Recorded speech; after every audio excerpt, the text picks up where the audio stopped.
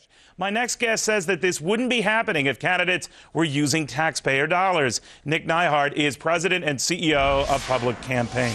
Nick, good to have you. Hi, Neil. This wouldn't be an issue if it was all public dollars?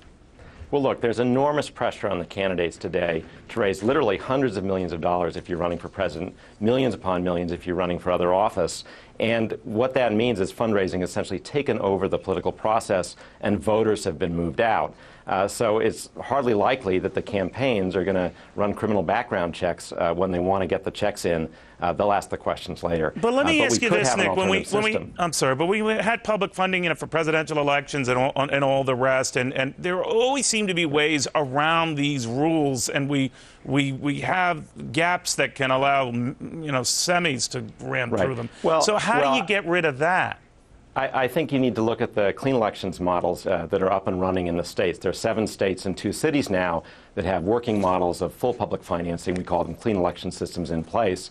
And in those systems, the loopholes are really gone because you don't keep taking private money. If you get a large number of small contributions and you make an agreement to obey a spending limit and you make an agreement not to raise any more private money, you get a lump sum of public funding to run your campaign on. So it's an all-encompassing system. You know, the current presidential system was designed in the 1970s. It wasn't designed for modern campaigning. Well, let me ask you this then. I mean, in the case of Norman Chu, he's a sort of a murky figure, but he's been around there sort of like Zelig popping up in all these pictures over the years when we knew he was on the lam. Well, what does someone like him want for all the money and bundling he's involved in?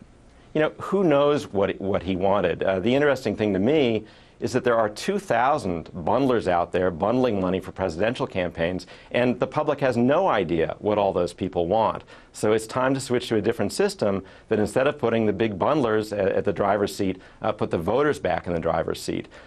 You got to wonder what all these people want. That's right. All right, this Chu hearing has just ended, but we don't know a lot about his past. We don't know a lot about his foreign connections.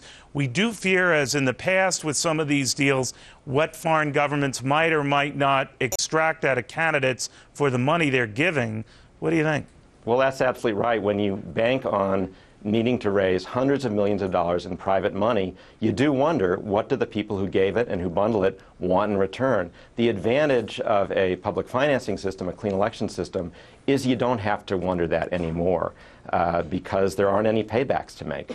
All right. We'll see what happens. Nick Nyhart in Washington. Thank you, sir, very much. Okay. Nice to talk to you.